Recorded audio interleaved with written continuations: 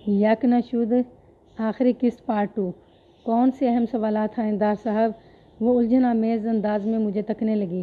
میں نے اپنی بات کی وضاحت کرتے ہوئے کہا، نمبر 1، اچانک خوابگاہ میں ایسی خطرناک آگ کیوں کر بھڑک اٹھی؟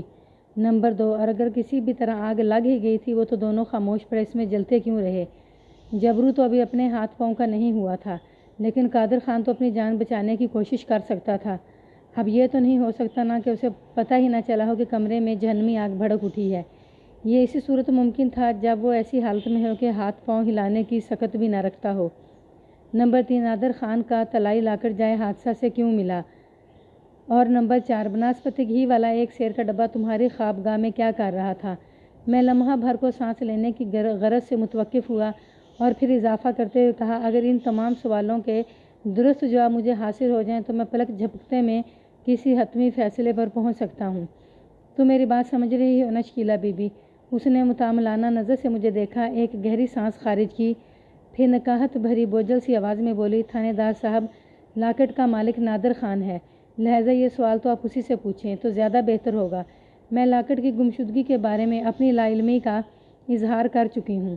گھی والے خالی ڈبے کے بارے میں بھی میں کچھ نہیں جانتی۔ قادر خان نے اپنی جان بچانے کے لیے کوئی عملی کوشش کیوں نہیں کی؟ اس بات پر مجھے بھی شدید حیرت ہو رہی ہے۔ اس وقت تو میرا دماغ ہی الٹا ہوا تھا، لہٰذا میں اس حوالے سے سوچ نہ سکی۔ اب آپ نے اس جانب توجہ دلائی ہے تو میرا ذہن واقعی الجھنے لگا ہے کہ قادر خان نے چپ چپاتے موت کو کیسے گلے لگا لیا۔ اس نے ایک مرتبہ پھر خوفزدہ انداز میں جھرجھری لی۔ وہ بہت سوچ سمجھ کر میرے سوالات کے جواب دے رہی تھی۔ بظاہر وہ خاصی سنبھلی ہوئی دکھائی دیتی تھی، لیکن میں اس کی اندرونی کیفیت کو بخوبی سمجھ رہا تھا۔ ننھے جبران کی المناک موت نے اسے نچوڑ کر رکھ دیا تھا۔ اس نے تھوڑا توقف کیا، پھر اپنی بات کو مکمل کرتے ہوئے کہا، اور جہاں تک اس بات کا تعلق ہے کہ آگ لگی کیسے لگی، تو اس سلسلے میں وثوق سے تو کوئی بات نہیں کر سکتی۔ ہاں، البتہ میرا دھیان کوئلوں والی انگیٹھی کی طرف جا رہا ہے۔ ہو سکتا ہے میری غیر موجودگی میں قادر خان نے کروٹ بدلی ہو اور لحاف کا کوئی کونا دہکتی ہوئی انگیٹھی میں جا گرا ہو۔ بہرحال یہ میرا اندازہ ہے جو غلط بھی ہو سکتا ہے۔ وہ خاموش ہوئی تو میں ششو پنج میں پڑ گیا۔ شکیلا نے آتش زدگی کے حوالے سے جو اندازہ لگایا تھا وہ نکتہ میرے ذہن میں بھی تھا، اور اس کے ساتھ ہی باتھ روم کے دروازے کو باہر سے لگنے والی کنڈی کا معاملہ بھی مجھے الجھا رہا تھا۔ شکیلا کا دعویٰ تھا اس نے ہر کوشش کر کے دیکھ لی تھی مگر دروازہ نہیں کھل سکا تھا، جس سے اس نے یہی نتیجہ اخذ کیا کہ کسی بدبخت نے باہر سے کنڈی لگا دی ہے۔ کنڈی کھلوانے کے لیے اس نے اپنی ملازمہ ولایت بی بی کو پکارا تھا، لیکن ولایت بی بی کا یہ بیان تھا کہ باتھ روم کے دروازے کی بیرونی کنڈی سرے سے بند ہی نہیں تھی۔ اس سچویشن میں میرا دھیان اس بات کی طرف جا رہا تھا کہ کہیں ایسا تو نہیں کہ کسی نے واقعی دروازے کو باہر سے کنڈی لگا دی ہو اور بعد ازاں شکیلا کے شور مچانے پر ولایت بی بی کے وہاں پہنچنے سے پہلے ہی وہ کنڈی کھول دی ہو۔ ایسا صرف وہی شخص کر سکتا تھا جو شکیلا کو زیادہ سے زیادہ دیر تک باتھ روم کے اندر بند رکھنے کا خواہش مند ہو تاکہ اس کی واپسی سے پہلے خوابگاہ کا قصہ پاک ہو جائے۔ یہ وہی شخص کر سکتا تھا جس نے خوابگاہ میں آگ بھڑکائی ہو۔ اس گھر میں زیریں منزل پر صرف 3 افراد رہتے تھے، یعنی غلام حسین، ولایت بی بی اور نادر خان۔ غلام حسین اور ولایت بی بی کسی بھی پہلو سے اس معاملے میں ملوث دکھائی نہیں دیتے تھے۔ اب آ جا کر نادر خان ہی باقی بچتا تھا۔ شکیلا نے نادر خان کے حوالے سے اپنے جن خیالات کا اظہار کیا تھا ان کی روشنی میں وہ شکیلا کا دشمن ٹھہرتا تھا، وہ بھی اسے سخت ناپسند کرتی تھی۔ پھر لاکٹ کی گمشدگی اور بازیابی کا معاملہ بھی خاصا الجھ کر رہ گیا تھا۔ دونوں ماں بیٹے کے بیانات میں گہرا تضاد پایا جاتا تھا۔ ان لمحات میں میرا ذہن یہ سوچنے پر مجبور تھا، تو کیا یہ آگ نادر خان کی لگائی ہوئی تھی؟ یہ ایک خطرناک سوال تھا۔ نادر خان کی ذات شک و شبے سے چونکہ پاک نہیں تھی، لہٰذا میں زاویے پر آگے ہی آگے سوچتا چلا گیا، اور اچانک ہی میرے ذہن میں ایک خیال پیدا ہوا۔ میں نے شکیلا سے پوچھا، میں نے زیریں منزل کا سرسری جائزہ لیا ہے، اس کے اندرونی حصے میں داخل ہونے کے لیے ایک تو سامنے کا راستہ ہے، کیا اس کے علاوہ بھی کوئی راستہ موجود ہے؟ وہ اپنی پیشانی کو ہاتھ کی مدد سے دباتے ہوئے بولی، کوٹھی کے عقبی حصے میں گھاس والا لان ہے اور عقبی دیوار کے ساتھ ساتھ پھولدار پودے بھی لگے ہوئے ہیں۔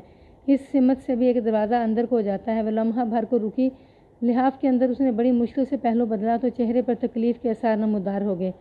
پھر کمزور سی آواز میں اس نے مجھ سے کہا، تھانیدار صاحب، میں نے قانونی تقاضے اور اپنا فرض سمجھتے ہوئے آپ سے اتنی لمبی گفتگو کر لی تھی۔ آپ تصور نہیں کر سکتے کہ میں اندر باہر سے کس قدر ٹوٹ چکی ہوں۔ میں مزید کسی بیان کی متمحل نہیں ہو سکتی۔ میرے سر میں شدید درد شروع ہو گیا ہے اور دل کا جو حال ہے اسے بیان کرنے کی ہمت ہے اور نہ ہی سکت۔ دیکھتے ہی دیکھتے میرے سینے میں ایک قبرستان آباد ہو گیا ہے۔ لہذا میں آپ سے معذرت وہ جملہ ادھورا چھوڑ کر باقاعدہ ہانپنے لگی۔ میں نے اس کی حالت کے پیش نظر جلدی سے کہا، بس میں تم سے آخری سوال پوچھ رہا ہوں، اس کے بعد تم آرام کرنا، میں یہاں سے رخصت ہو جاؤں گا۔ وہ درماندہ نظر سے مجھے دیکھنے لگی۔ میں نے اس سے پوچھا، کیا تم نے اس نہانے کے بعد کوئی دوائی وغیرہ کھائی تھی؟ کیسی دوا؟ اس نے چونکتے ہوئے لہجے میں استفسار کیا۔ میں نے کہا، نیند کی کوئی گولی وغیرہ؟ نہیں، بالکل نہیں، وہ قطعیت سے بولی۔ مجھے اتنا ہوش کہاں تھا کہ میں اپنے بارے میں کچھ سوچ سکتی۔ مجھ پر جو قیامت گزر گئی تھی، اس نے تو جیسے مجھے موت کے دہانے پر لا کھڑا کیا تھا۔ میں نے شکیلہ کو فارغ کر دیا اور کمرے سے باہر نکل آیا۔ سب سے پہلے نادر خان سے سامنا ہوا۔ وہ کافی دیر سے میرا منتظر بیٹھا تھا۔ چھوٹتے ہی اس نے پوچھ لیا، تھانے دار صاحب کچھ پتہ چلا؟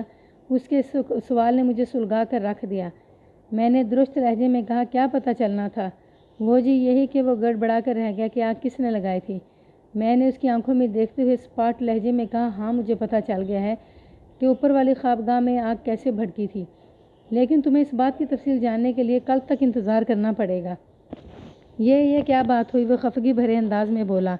تم کل صبح تھانے آ جاؤ، پھر میں تمہیں سب کچھ سمجھا دوں گا۔ میں نے اس کی تسلی کی خاطر خاصے رازدانہ انداز میں کہا، یہاں پر یہ بات کرنا مناسب نہیں۔ تم نے سنا تو ہوگا دیواروں کے بھی کان ہوتے ہیں، اور انہی دیواروں کے پیچھے تمہاری سوتیلی ماں شکیلہ بھی موجود ہے۔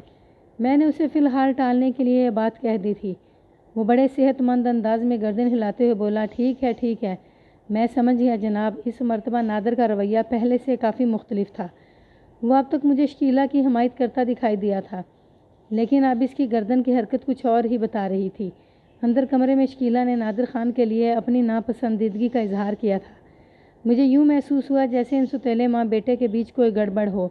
میں نے کانسٹیبل منظور الہی کے ساتھ اس کوٹھی سے رخصت ہونے لگا تو آپا فردوس کہیں سے نکل کر اچانک میرے سامنے آ گئی۔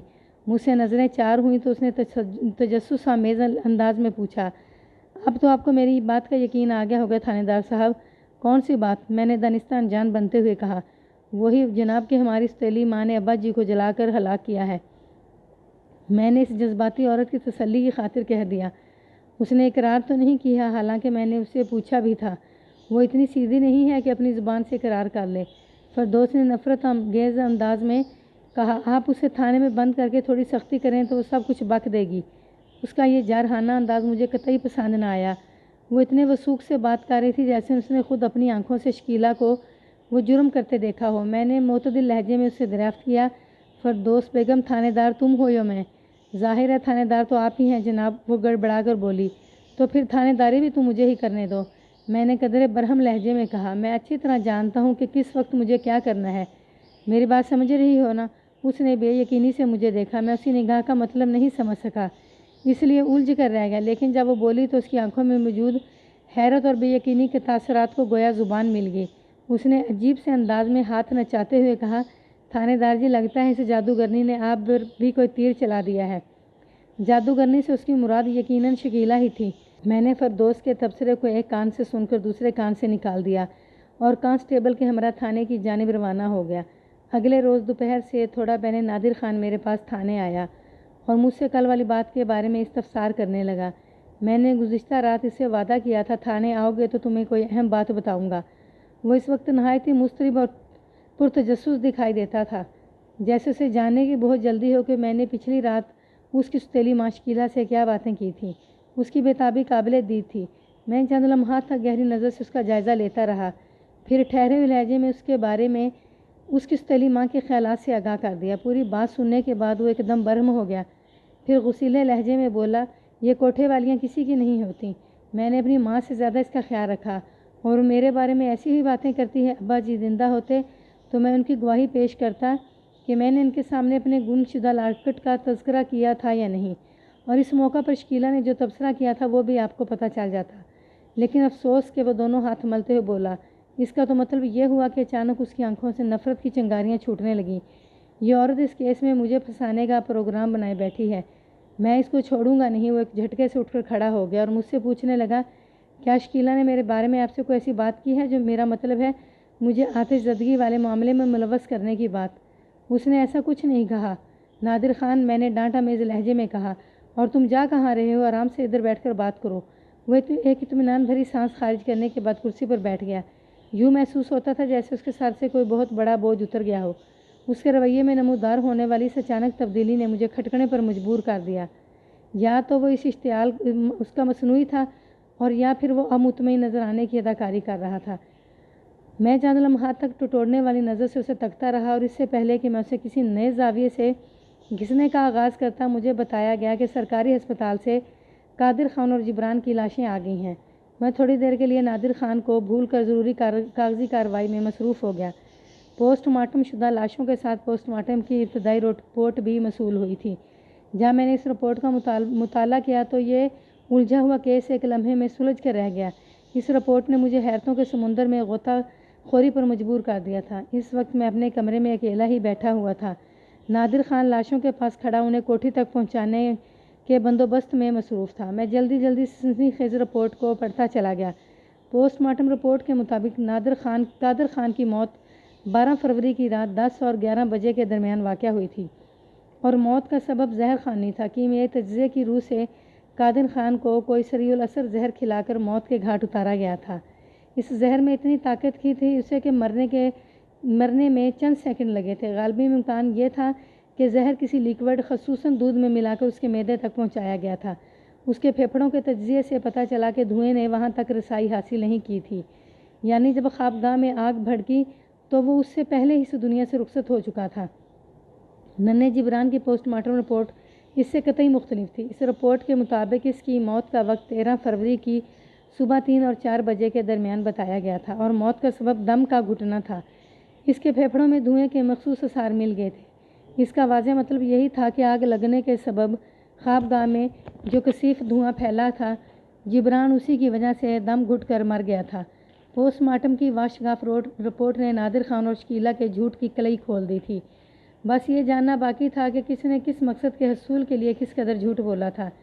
ایک بات تو طے تھی کہ ان دونوں میں ایکا نہیں تھا، اور اس کے ساتھ ساتھ یہ بھی طے تھی کہ آتش زدگی والے واقعے میں وہ دونوں یا ان میں سے کوئی ایک ضرور ملوث تھا۔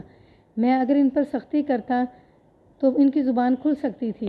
اب ان کے خلاف میرے پاس اتنا مواد جمع ہو چکا تھا کہ وہ مجھے چکر دینے یا مزید اداکاری جاری رکھنے کی کوشش نہیں کر سکتے تھے، مگر میرا ذہن اس نقطے پر آ کر اٹک گیا تھا کہ انہیں فوری طور پر اگر حراست میں لے لوں یا پھر قادر خان اور جبران کی تدفین کے بعد ان پر ہاتھ ڈالوں۔ تھوڑی سوچ کے بچار کے بعد ایک سنگین حتمی فیصلے میں پر پہنچ گیا۔ میری نظر میں وہ کسی روح رعایت کے مستحق نہیں تھے۔ میں نے ASI نزاکت شاہ کو اپنے پاس بلایا اور نہایت ہی رازداری انداز میں کہا، تم فوراً فرید ٹاؤن کی طرف روانہ ہو جاؤ اور وہاں سے شکیلہ، فردوس اور خاور محمود کو اپنے ساتھ یہاں لے کر آ جاؤ۔ تھوڑی دیر پہلے میں نادر خان نے مجھے بتایا تھا کہ اس کا بہنوئی خاور آڑتی گھر آیا ہوا ہے، اب وہ شام کو ہی واپس جائے گا۔ نزاکت شاہ نے پرتجسس انداز میں مجھ سے پوچھا، ملک صاحب لگتا ہے کوئی خاص سرا آپ کے ہاتھ آ گیا ہے۔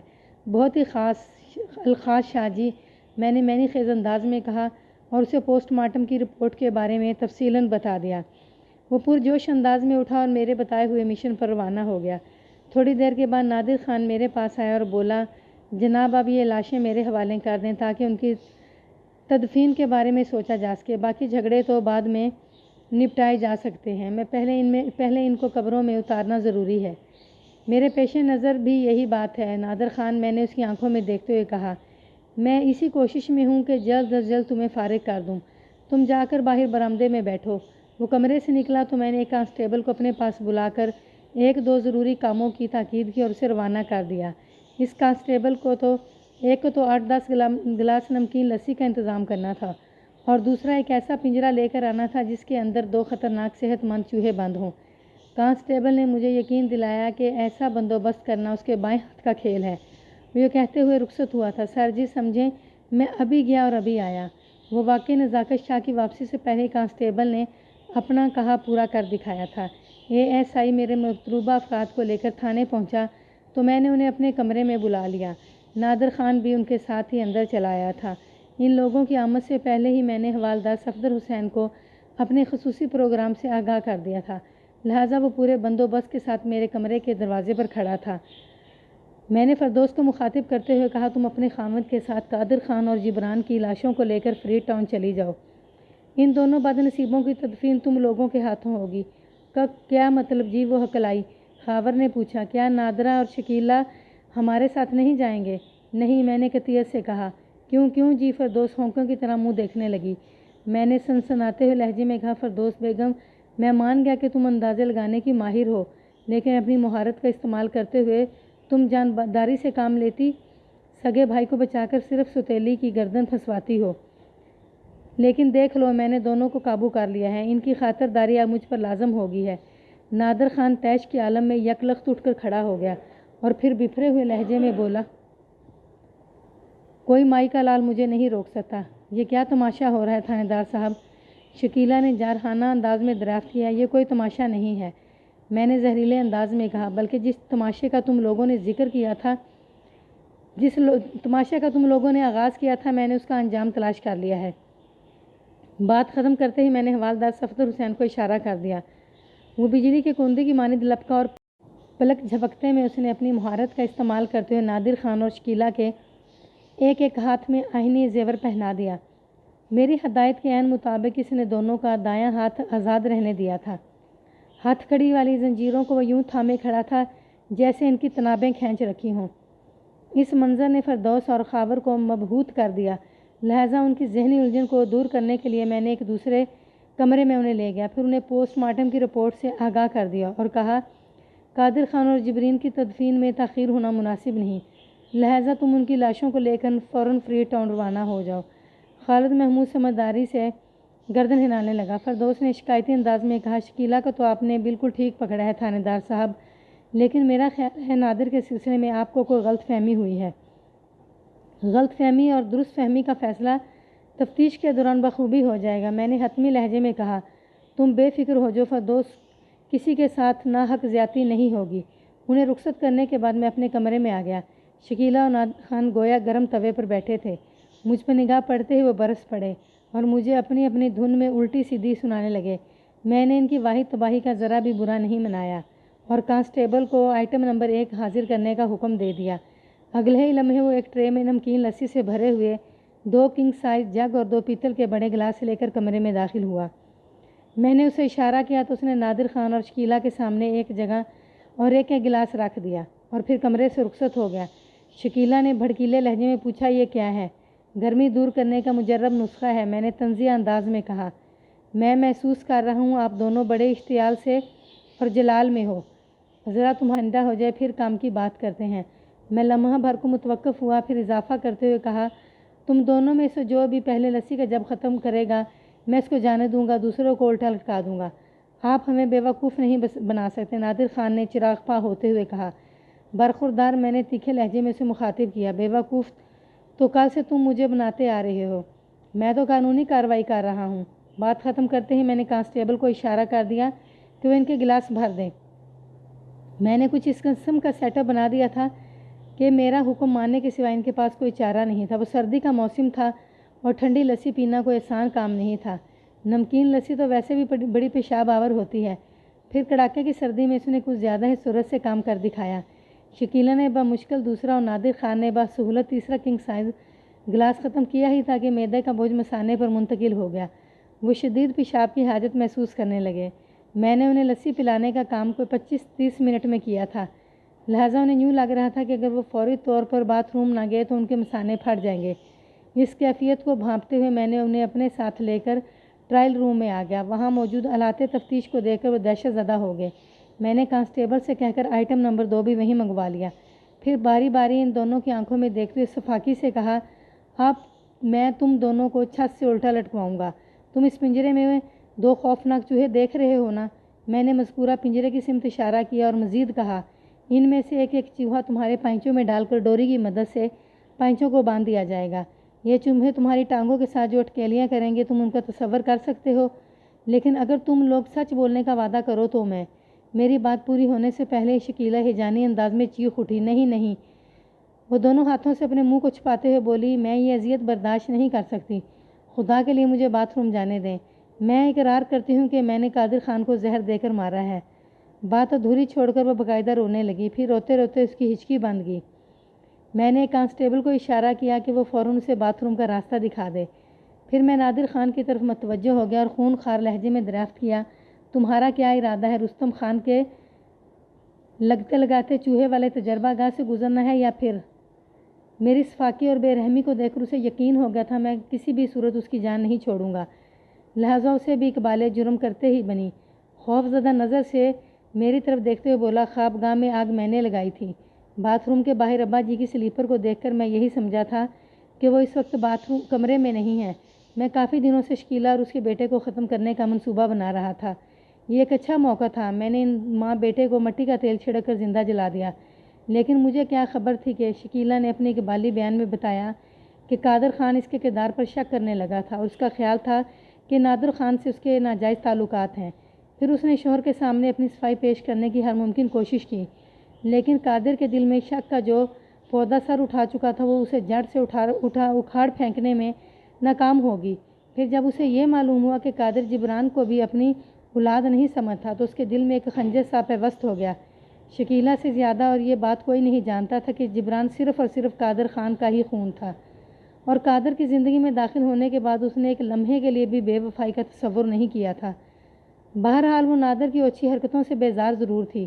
اس نے جس شخص کی خاطر کوٹھے کی زندگی ترک کر کے عزت کی راہ پر چلنا شروع کیا تھا، جب وہی اسے اس کی نظر میں گرا رہا تھا تو شکیلہ یہ صدمہ برداشت نہ کر سکی۔ اسے یہ بھی خدشہ تھا کہ کہیں قادر خان اسے اپنی زندگی سے ہی نہ نکال دے۔ اس کے بعد اس کا اور اس کے بیٹے کا کیا مستقبل ہوتا؟ یا تو وہ دوبارہ کوٹھے کی زینت بن جاتی اور یا پھر فٹ پاتھ پر بیٹھ کر بھیک مانگ رہی ہوتی۔ اسے یہ دونوں راہیں منظور نہیں تھیں، لہٰذا اس نے اپنی سوجھ بوجھ کے مطابق یہ فیصلہ کیا کہ قادر خان کا قصہ ہی پاک کر دیا جائے، لیکن تقدیر نے اس کی تدبیر کا بڑے بھیانک انداز میں مذاق اڑایا تھا۔